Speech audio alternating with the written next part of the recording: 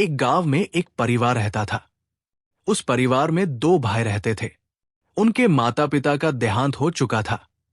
घर की देखभाल करने वाला और खाना बनाने वाला कोई नहीं था, इसलिए बड़े भाई की शादी जल्दी हो गई थी। वे खेती बाड़ी करते थे और गाय भैंस भी पालते थे। उनके पास पैतृक संपत्ति काफी थी। लेकिन बड़ा भाई और उसकी पत्नी, भाभी, बहुत लालची थे। वे हमेशा छोटे भाई को ठगने की कोशिश करते थे। भाभी की बातों में आकर बड़ा भाई भी छोटे भाई को धोखा देने में लग गया।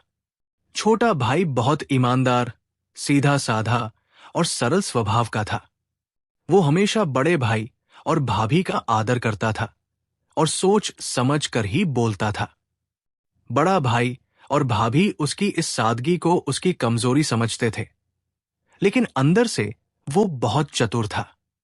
बड़ा भाई और भाभी सिर्फ बातों से ही नहीं, बल्कि रोजाना उस पर अत्याचार करने से भी पीछे नहीं हटते थे। छोटे भाई से जब ये अत्याचार और दबाव बर्दाश्त नहीं हुआ, तो वो अपनी गौशाला में चला गया। उसने सोचा कि अब अच्छा होगा कि वो अपना हिस्सा लेकर अलग रहे। उसने हिम्मत करके बड़े भाई और भाभी से कहा, मैं अब आपके साथ नहीं रह सकता। मुझे मेरी पैतृक संपत्ति का हिस्सा दे दीजिए। मैं अकेला रहूंगा। जैसे किसी को बिना कुछ किए ही मनचाही चीज मिल जाए, वैसे ही उन्होंने तुरंत छोटे भाई का प्रस्ताव स्वीकार कर लिया। उन्होंने छोटे भाई को जितना हो सके उतना ठगा। उन्होंने उसे कोने में एक छोटा सा बंजर खेत दिया, जहां कुछ भी नहीं उगता था। रहने के लिए गौशाला के पास एक छोटी सी झोपड़ी दी, जिसकी सारी छत बरसात में टपकती थी। जुताई के लिए उन्हें हल बैल देने थे, लेकिन उन्होंने एक बूढ़ा बैल दिया जो एक कदम भी नहीं चल पाता था।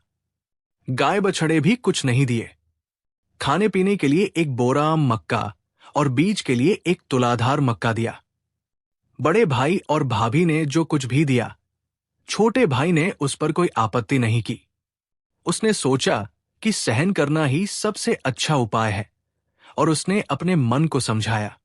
खुद को बुरी तरह ठगा हुआ पाकर भी उसने बड़े भाई और भाभी से कुछ नहीं कहा, लेकिन मन ही मन सोचा, मैं इसका बदला जरूर लूंगा। एक दिन बूढ़ा बैल गौशाला में उदास बैठा था। बूढ़े बैल ने बहुत देर तक छोटे भाई को देखा, फिर बोला, मालिक, मैं बूढ़ा हो चुका हूं।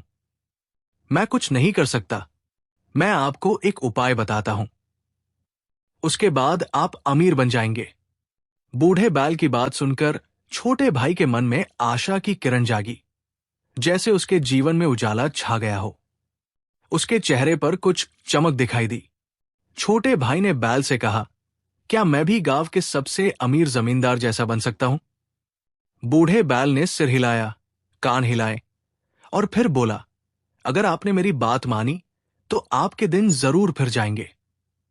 छोटे भाई ने उपाय जानने के लिए उत्सुकता से कहा, अच्छा बताओ, मुझे क्या करना है? अगर ये ऐसा काम है जो मैं कर सकता हूं, तो मैं करने के लिए तैयार हूं।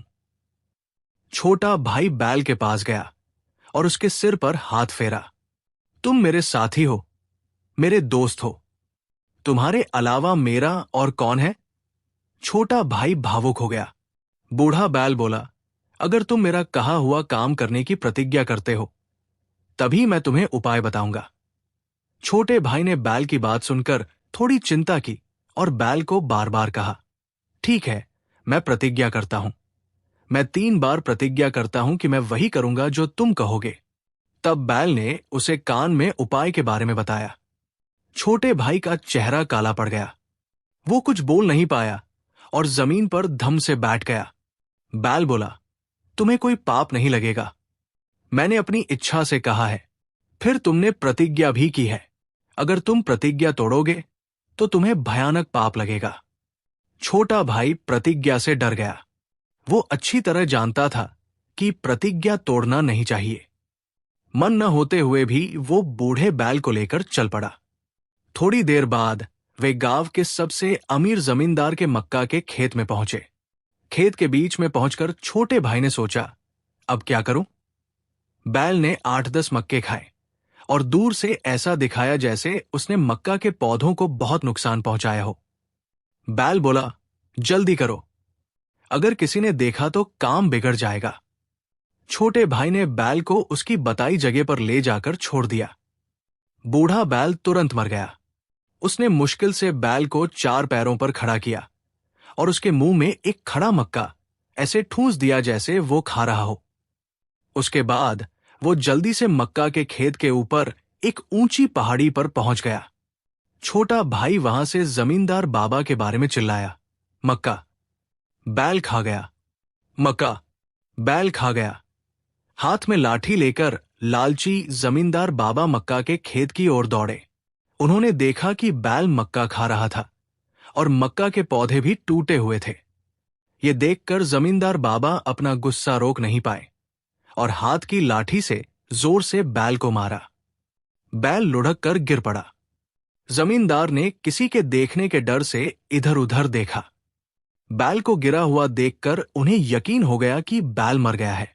तभी ऊपर पहाड़ी से बैल मारा, बैल मारा चिल्लाता हुआ छोटा भाई जमींदार बाबा की ओर दौड़ता हुआ आता दिखाई दिया। वो चीख रहा था, सावधान, बैल मत मारो। छोटा भाई कुछ ही देर में वहां पहुंच गया। जमींदार क्या करें क्या न करें की स्थिति में थे। वो चुपचाप मरे हुए बैल को देखते रहे। छोटे भाई ने कहा, अगर मेरी फसल खाई होती तो मैं कुछ नहीं कहता, लेकिन तुमने मेरा बैल क्यों मारा? अब मैं कचहरी में शिकायत करूंगा। उस समय गाय या बैल को मारना एक बड़ा पाप और अपराध माना जाता था। कचहरी में शिकायत करने पर मृत्युदंड तक हो सकता था। जमींदार बाबा ने पहले किसी के देखने के डर से चारों ओर देखा और फिर छोटे भाई की ओर मुड़कर कहा, देखो बेटा, कचहरी में शिकायत मत करो। किसी को मत बताना कि मैंने बैल को मारा है। कह देना कि मेरा बैल खुद मर गया, वो बूढ़ा था। मैं तुम्हें चांदी के ढेर सारे सिक्के दूंगा। छोटे भाई ने तुरंत विचार किया और कहा, अगर आप ऐसा कहते हैं तो मैं ऐसा ही करूंगा। आपको फंसाने से मुझे क्या मिलेगा? जमींदार बाबा ने चांदी के सिक्कों का लेन देन अपने घर में ही किया और वे वहां से चले गए। छोटा भाई बैल के सिर पर हाथ फेरते हुए कहने लगा, दोस्त, तुमने मुझे क्या सिखाया? तुमने मुझे जीवन दिया। वो घर गया, फावड़ा लेकर आया और बैल को वही घंटों तक खोदता रहा। उसने एक बड़ा गड्ढा खोदा। अकेले ही उसने मरे हुए बैल को गड्ढे में डाला और दफना दिया। फिर छोटा भाई भी घर चला गया। शाम को जब अपना बिराना कोई नहीं था, छोटा भाई घर से जमींदार बाबा के महल की ओर चला। बाबा महल के छज्जे पर उसका ही इंतजार कर रहे थे। छोटे भाई के पहुंचते ही वे उसे अंदर ले गए। उन्होंने अपनी अलमारी में रखे जगमगाते चांदी के सिक्कों का एक बोरा भरा और छोटे भाई की ओर मुड़कर बोले, क्या ये एक बोरा तुम्हारे लिए काफी होगा बेटा?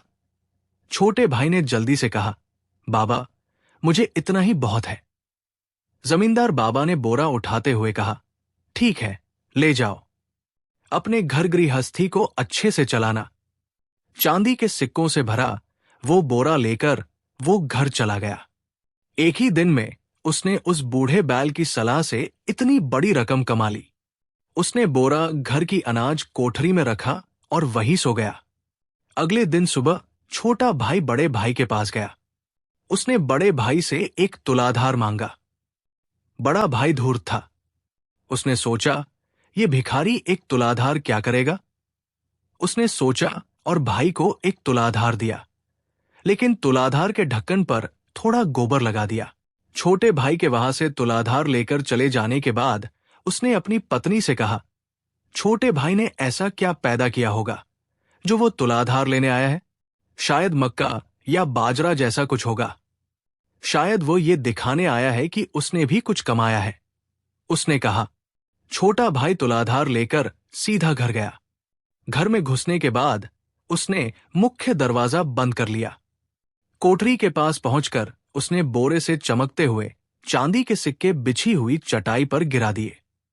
उसके बाद उसने एक तुलाधार भरते हुए बोरे में खाली कर दिया। एक तुलाधार भरते ही उसने एक सिक्का रखा। भर जाने के बाद उसने जमीन पर पड़े सिक्के गिने। कुल 10 सिक्के थे।